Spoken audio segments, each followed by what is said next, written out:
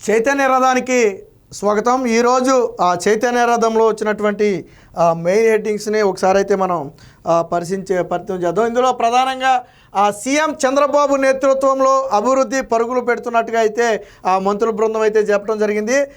Matching నిధులు ఇవ్వకుండా కేంద్ర పథకాలను నిర్వీర్యం చేసిన జగన్ 5 ఏళ్ల విధ్వంసాన్ని అధిగమిస్తున్నాం. సంక్షేమ హాస్టళ్లలో సన్న బియ్యంతో అన్నం, రహదారుల మరమ్మతులకు యుద్ధ ప్రాతిపదికన చర్యలని చెప్పి మంత్రులు ఆనం రామనారాయణ, అలాగే మంత్రి నారాయణతో పాటు సవిత, అలాగే జనార్దన్ రెడ్డి కూడా పాల్గొన్నారు. ఇక ఆత్మకూరులో అట్టహాసంగా అభివృద్ధి పనులకైతే శంకుస్థాపన ప్రారంభోత్సవాలు చేశారు. ఏదైతే రాష్ట్రంలో అభివృద్ధిని పరుగులు పెట్టించాలని చంద్రబాబు గారు ఒక నిర్ణయం తీసుకున్నారో దానికి అందరూ కూడా సహకరించాలని చెప్పి నిన్న నేతలైతే చెప్పడం జరిగింది. ఇందులో ప్రధానంగా వైసీపీ హయాంలో జరిగినటువంటి విధ్వంసం ఏదైతే ఉందో దాన్ని ప్రస్తావించడం జరిగింది. గతంలో మ్యాచింగ్ నిధులు అంటే కొన్ని పథకాలు అటు కేంద్ర ప్రభుత్వ నిధులు ఉండాలి, ఇటు రాష్ట్ర ప్రభుత్వ నిధులు ఉండాలి. రాష్ట్ర ప్రభుత్వ నిధులు ఇస్తేనే కేంద్ర ప్రభుత్వం కూడా నిధులు ఇస్తుంది. సో అలాంటి పథకాలకు రాష్ట్ర ప్రభుత్వం నిధులు ఇవ్వకుండా ఎగ్గొట్టడం వల్ల కేంద్ర ప్రభుత్వం కూడా నిధులు ఇవ్వాలి. కేంద్ర ప్రభుత్వం నిధులు ఇవ్వకపోతే ఆటోమేటిక్గా ఏమవుతుంది, ఆ పథకం అనేది వెనకబడిపోద్ది. సో ఇలా మ్యాచింగ్ గ్రాంట్స్, అందులో రహదారులు కొన్ని ఉంటాయి, ఏదైతే పంచాయతీ రహదారులు ఉంటాయి, అలాగే పంచాయతీ పనులకు సంబంధించి కొన్ని ఉంటాయి, అలాగే రైతు భరోసా లాంటి కార్యక్రమాలు కొన్నిటికి కేంద్ర సహకారం కూడా ఉంది. ఇలాంటి కొన్ని పథకాలకు కేంద్ర ప్రభుత్వ నిధులు ఇచ్చినా రాష్ట్ర ప్రభుత్వం ఇవ్వకపోవడంతో అవన్నీ కూడా వెనకబడి దాన్ని లబ్ధిదారులకు చేర్చలేకపోయాము. బట్ ఇప్పుడు అటువంటి పరిస్థితి అయితే ఉండదని చెప్పారు.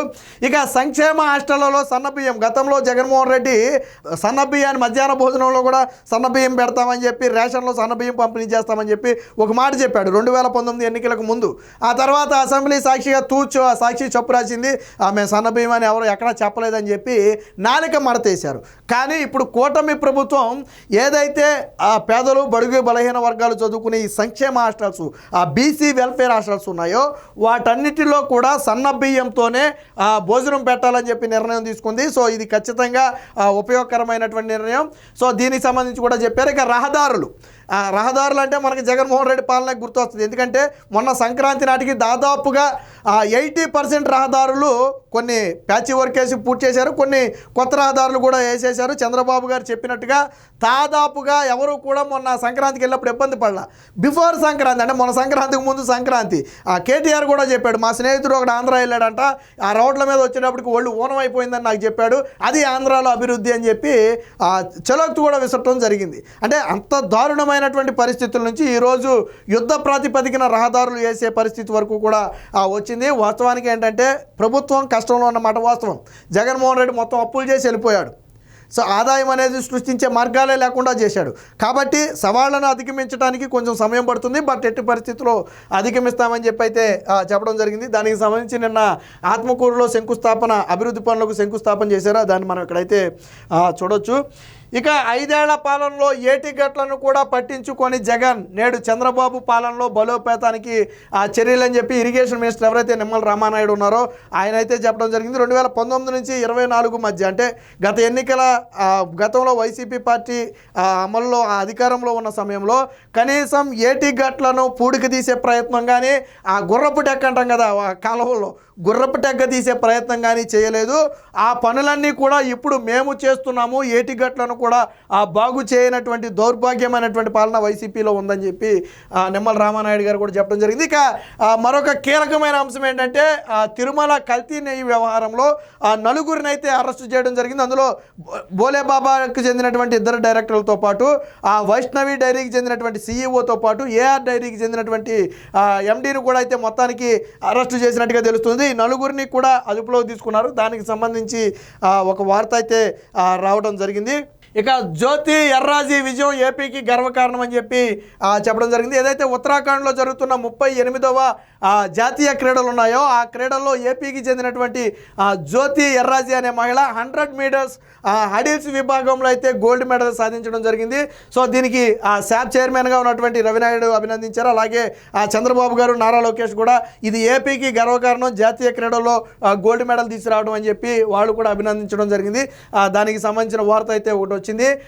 ఐఓఏ ప్రెసిడెంట్తో పాటు పీటీ ఉష, ఐఓఏ ప్రెసిడెంట్ అంటే పీటీ ఉష మనందరికీ తెలుసు. సో ఇప్పుడు ఆవిడ ఇండియన్ ఒలింపిక్ అసోసియేషన్కి ప్రెసిడెంట్గా ఉంది. సో ఆవిడతో పాటు పలువురు అయితే ఎర్రాజీ జ్యోతిని అయితే అభినందించినట్టుగా అయితే ఒక వార్త అయితే రావడం జరిగింది. క్రీడలకు సీఎం పెద్దపీట వేశారని చెప్పి ఈ సందర్భంగా అయితే చెప్పడం జరిగింది. ఇక సింహపురి వాసుల చిరకాల వాంఛ త్వరలోనే నెల్లూరుకు ఎయిర్పోర్ట్ నిర్మాణం అని చెప్పి మంత్రి ఫరూక్ నారాయణ ఏదైతే గతం నుంచి కూడా నెల్లూరు వాసులు ముఖ్యంగా సింహపురి వాసులు ఉన్నారో వారికి ఎయిర్పోర్ట్ అనేది ఒక కలగా ఉంది. సో అది నెరవేర్చే సమయం వచ్చిందని చెప్పి నిన్నైతే చెప్పడం జరిగింది. ఇక ఛత్తీస్గఢ్లో జరిగిన ఒక ఎన్కౌంటర్ గురించి అయితే ఒక ప్రధాన వార్త అయితే రావడం జరిగింది. ఇక నిర్వాసితులను ఆదుకుంటామని చెప్పి ఎంపీ కలిశెట్టి అప్పలనాయుడు అయితే చెప్పారు. దీనికి సంబంధించి ఏదైతే రైల్వే పనులకు సంబంధించి ఆయన అయితే సమీక్షించడం జరిగింది. సో అభివృద్ధిలో అగ్రగామిగా ప్రకాశించాలని చెప్పి మంత్రి గొట్టిపాటి నిన్న మాట్లాడడం జరిగింది. దానికి సంబంధించిన ఒక వార్త అయితే రావడం జరిగింది.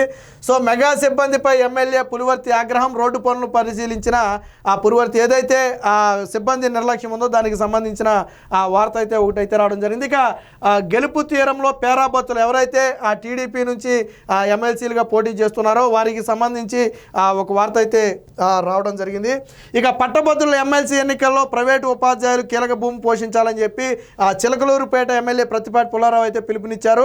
సో ఆలపాటి అనుభవం ఆలోచన విధానం యువతకు ఎంతగా ఉపయోగిస్తుందని చెప్పి ఆయన అయితే చెప్పడం జరిగింది.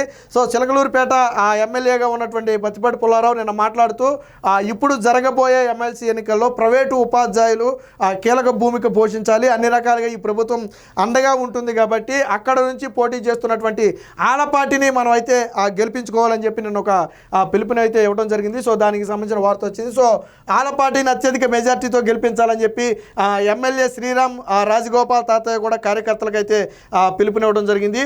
ఇది మొత్తంగా నిన్న ఏదైతే జరిగినటువంటి కార్యక్రమాలు ఉన్నాయో ఇవి ప్రధానంగా చైతన్య రథంలో వచ్చినటువంటి ప్రధాన వార్తలు.